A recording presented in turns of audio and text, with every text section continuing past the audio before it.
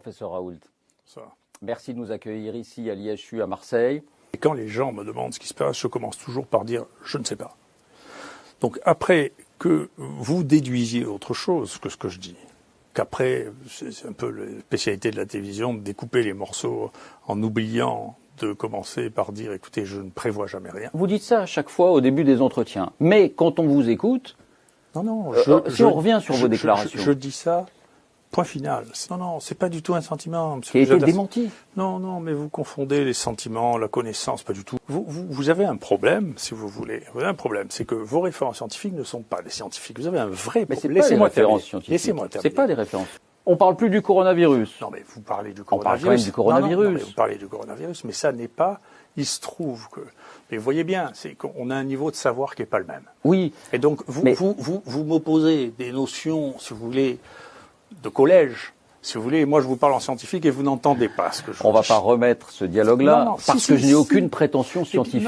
Mais je me réfère à vos déclarations. Non, mais mes déclarations étaient parfaitement exactes. Elles sont publiées. Vous savez, vous jasez beaucoup. Moi, non, écoutez-moi. Je ne fais que reprendre vos déclarations, professeur. Mais mes déclarations, et avec courtoisie et respect. Tout ce que je vous ai dit, je l'ai écrit, je l'ai publié, et c'est vrai. Point final. Vous diffusez un message qui semble décalé par rapport à la réalité. Non, qui était juste la réalité, vous n'avez qu'à regarder les chiffres. Ne suis pas de votre nature, je suis de notre nature. Moi, je ne veux pas faire peur aux gens, je ne manie pas la peur pour effrayer les gens. Ça, c'est une chose sur laquelle on peut vous accorder raison. Je vous le dis, je pense que ce pays vit une erreur dramatique, qui est la dramatisation perpétuelle, pour quelque chose dont, à la fin, qu'est-ce qu'on va suggérer? Que tout le monde reste enfermé toute sa vie parce qu'il y a des virus dehors? On va y venir. Mais vous êtes tous fous. Vous êtes devenus tous cinglés. Mais sur l'appréciation... Est-ce que vous voulez bien arrêter de me demander si je suis optimiste ou pas? Oui, je suis optimiste. Je n'ai pas de raison d'être pessimiste. C'est donc bien une courbe ascendante. Est-ce que vous niez cette accélération? Non, mais je dis... Non, mais je me demande si vous comprenez bien ce que je dis.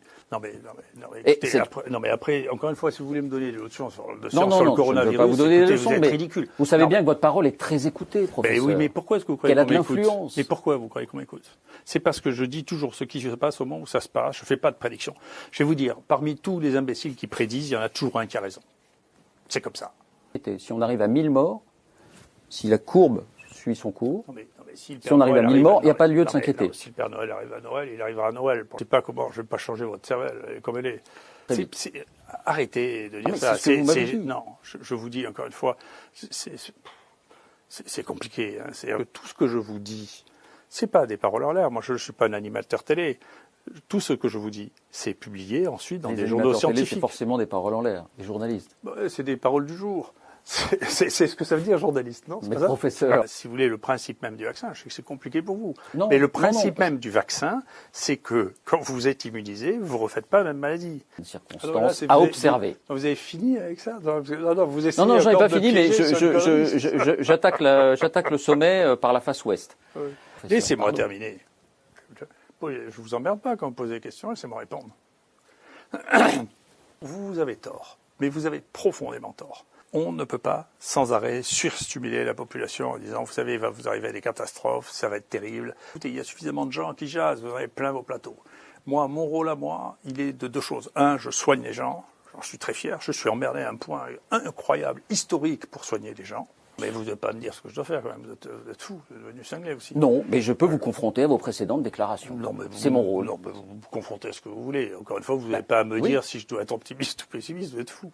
Monsieur Pujadas, vous savez, les journalistes, et moi en tout cas, ont des natures différentes. Il y en a une qui est l'excitation pour la nouveauté, on sait bien que pour que les gens cliquent, si vous voulez, il faut parler de sexe ou de terreur ou de peur. Et c'est ça qui attire l'attention. Je n'extrais pas un mot, j'extrais des phrases. Des phrases dont vous savez qu'elles portent. Je cherche pas le buzz votre dans rayon, mots, si vous voulez. Si vous cherchez pas le buzz, vous ne seriez pas à cette place. Non, ils l'ont connu avant nous. Non, c'est pas sérieux. C'est pas sérieux. Donc, vous ne croyez pas me couillonner comme ça. Moi, regardez, enfin, prenez pour imbécile, enfin, franchement. Je vais vous dire, c'est incroyable. Vous êtes le seul qui donne pas de moi d'imbécile, c'est incroyable. Personne ici ne vous prend pour un... Si vous savez comment on met un coup de frein avec ça, vous êtes fort. Est-ce que précocité des tests, c'est-à-dire le modèle allemand? décentralisé qui plus est, qui a permis aussi cette précocité. Mais c'est vrai que dès la fin janvier, il s'était mis en branle sur cette question des tests. Et le nôtre, c'est ce qu'on a fait nous aussi. Si je vous dis... Non mais dites-le, ça vous arracherait la bouche. Sur la précocité des tests. Oui, sauf qu'on l'a fait de façon un peu désordonnée, tout le monde en convient. Non, nous, ah non, vous, Marseillais. Vous, les Marseillais. Non, je ne veux pas généraliser. Moi, je ne fais pas de généralité. Donc, bon, d'accord. Moi, je parlais au niveau national. Mais non, vous êtes parisien, vous croyez que tout se passe à Paris. Et moi, je suis d'ici. Je suis français. Je vois que tout ne se passe pas tout à Paris. Pas uniquement marseillais, mais je reconnais que c'est. Vous dites, j'ai eu 0,45% de mortalité. On est tout près du niveau national. Non, mais pas. Non, vous rigolez.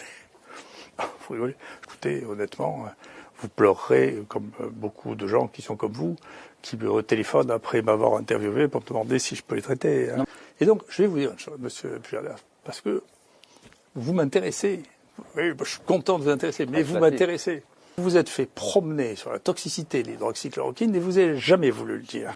Les Chinois, quand on leur a demandé pourquoi ils ne faisaient pas d'études contre placebo, vous savez ce qu'ils ont dit? Ils ont dit, nous, vous savez, dans notre culture, de ne pas soigner les gens, ça ne se fait pas. Et je suis d'accord. Et je voudrais vous citer un autre propos que vous avez tenu le 20 août. Il ne faut pas avoir honte de changer d'avis si on s'est trompé. Tout à fait. On a l'impression que vous, c'est j'ai eu tout bon sur toute la ligne. Je ne sais pas de quoi vous parlez. Je ne sais pas de quoi vous parlez. Vous vous êtes moqué du conseil scientifique en disant qu'il était trop alarmiste. Je me suis moqué du conseil scientifique pour bien d'autres raisons, mais je me suis moqué du conseil scientifique pour des raisons qui sont bien plus complexes que celles-là. Merci professeur Raoult de nous avoir accordé cet entretien.